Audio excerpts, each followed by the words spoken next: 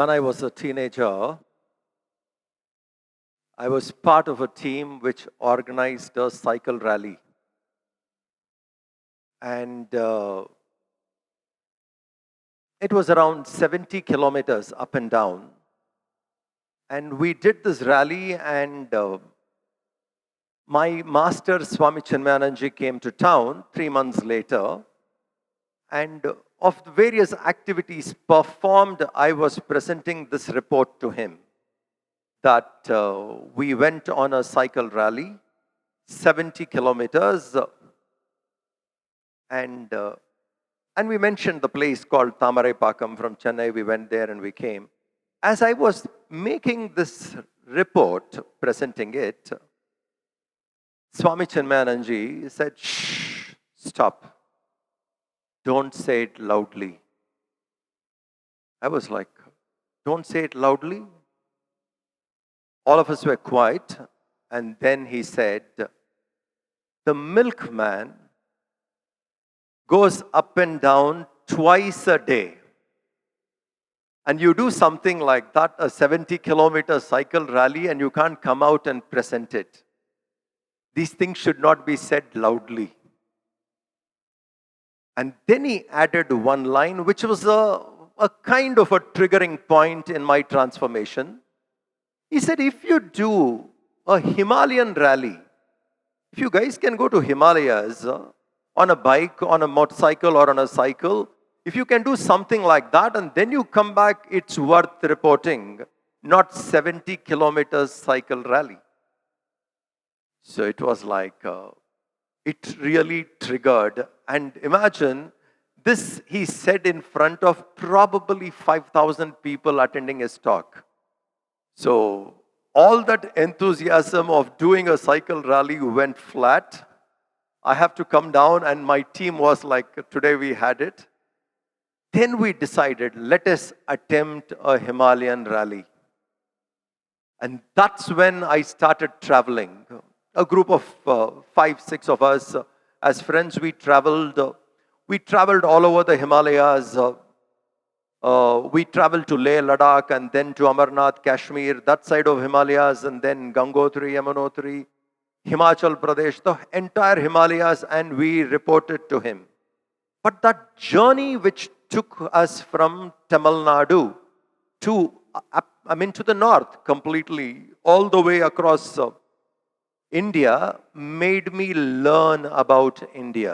Now, he did not want us to just do a rally, but he made us actually feel what India is. Every state I could travel, and once I did a travel like that, all of us felt this is the nation which we really didn't know. We are living in India, but we didn't know. If you see 50, 60 kilometers, the food habits change. The dialect changes. Probably 200, 300 kilometers, the attire changes. India has a variety. And if you look at the variety, what it has, it enhances our thinking, it expands our thinking. I found travel that way, bringing about a great change, because travel is a great transformation tool. So that's how it began. From then onwards, I started working with the youth. And one of the things I realized with the youth is, like my master, Swami Chinmayananji, always said, youth are not useless, they are useless. Please remember, they are not useless, they are useless. So how do we use the youth well? Whatever we want to tell them, we tell, but many people feel youth are not responsible, they don't understand. Then I realized to work with youth, I came up with this formula, and it really worked. Probably last 25, 30 years I've been working with the youth, and it has really succeeded. The formula is this: make them do what you want, the way in which they like doing it. I repeat, make them do what you want, the way in which they like doing it. So I took this formula and applied. For example, if I say, let us go to a Tirtha Yatra, Let us go and have blessings of Lord Shiva in Amarnath. Not many youngsters come. Suppose I say, let's do a motorcycle rally to the highest road on earth, Kardungla Pass at Leh. And from there we will go to Amarnath. And then go to Dal Lake in Kashmir. And the entire drive on National Highway number 1 would be inspiring. You see how many people come. I want them to understand what Shiva is, or what is going to Amarnath, or what it is to feel for Kashmir. But if you tell them directly, they don't come. Suppose you connect the highest road on earth. Let us do a motorcycle trip. Let us ride to the highest road. People are inspired. When we tell them about Ganga, Ganga is so beautiful, and when you really go to river Ganges, you just sit there, the mind becomes calm, quiet, fascinating that river is. When you tell them, people are not ready. But when we tell, like, let's do white water rafting. And then people are interested. So you use white water rafting and explain to them to feel for Ganga, because Ganga is the lifeline of our country. We need to preserve that river. If we preserve that river, India would still progress. That river needs to be preserved. So when you want to tell something, it should not be preachy, it should be experiential. So you connect the spirit, they want to do something, take it that way, and make them do what you want. So we have an Upanishad called Kathopanishad. It's a beautiful book. The Upanishad is a dialogue between two people about death, all about death. And when we live here, we have to realize what death is. It can't come all of a sudden one day take us away. We should be well prepared to take death. This Upanishad talks about death. And when you have to tell anyone, come on, I'm going to talk to you about Upanishad, and that too called Kathopanishad. Come and listen. No youngster comes. So we tell them, no, this is not the way. So I told them, I want to do a play, a theatrical presentation, 90 minutes about death. New concept, a theatrical presentation on death. I said, yeah. The resource is Kathopanishad. Your source for research is Kathopanishad. So the youngsters sit together, read that book, and then come out with a theatrical presentation. And it was one of the fantastic plays we have made called Death, which talks about all kinds of doorways to death and how do we deal with it. And it ends with that the self remains immortal, and it is only the body which dies, and we should not be so attached to the body. It's a beautiful play that way. So to make people understand what they want, we should choose the method in which they like doing it. If we succeed it, then we do.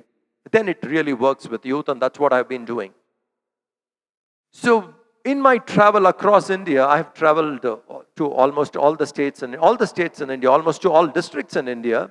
In my travel, I found that lot of youngsters in India, I'm talking even 15, 20 years back, many young people in India do not know about India. We live in India, but our mind is not very Indian. We do not know about India. So we thought, how do we bring this awareness about India to our own young people? So I called our team of youngsters and he said, I have a vision. Let's try and do this. What is it? I said, we should bring out a book called Awakening Indians to India. Awakening. It's a sad title actually. Awakening Indians to India. That means Indians are not aware of India. So we brought this book. We said, let's make a book. It should be a 500-page book. Each page should have a nice fact about India. Go and do research. So the team across India, Chinmaya Yuva Kendra members across India started working on it, collecting data, unique features about India, the most wonderful aspects of India. And then After doing lots of research, we made a beautiful book called Awakening Indians to India. I said, now that we have made a book, let us conduct a quiz upon this book. Let's do a quiz. Across the nation, we will do a quiz so that people, through quiz, they get to know about India, and so we had. So in this regard, to make a quiz much more inspiring and more effective to reach, I happened to meet Dr. Abdul Kalam. He was President of India at that time, and it was a very beautiful meeting. I asked for this appointment, and Kalam was coming to Chennai, and he said, I'll give you the appointment in Chennai. And it was supposed to be, let's say, next day morning, 8 a.m. And I was doing my evening lectures on the Gita. When I finished my lecture, I put my phone on. There were some 12 missed calls. And these missed calls were from Rashtrapati Bhavan, saying, Kalam is coming to Chennai tonight. Would you like an appointment at 11:30 p.m.? Instead of morning 8, because he's got something to do. So I texted back, but he was already on the flight. I said, any time with him is fine. So I met Dr. Kalam at 11:30 in Raj Bhavan. We sat together and I briefed him, what is this concept about? And I showed him the book, Awakening Indians to India. We have made a book. This is the compilation. These are the facts. And we want to do a quiz across the country so that more young people get to know.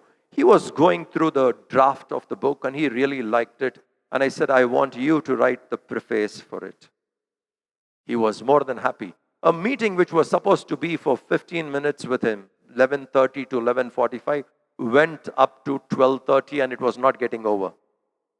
And I was not having a heart to sit with Kalam further because what a beautiful president he was, that he gives time to us at 11:30 in the night and takes the meeting past midnight to 12:30. And then I said, sir, you need to rest. Your schedules are tight. Though I don't want to leave your presence, but I want to go. Thank you. And he wrote the preface. And Kalam extended a beautiful offer. He said, once you do the quiz across the country,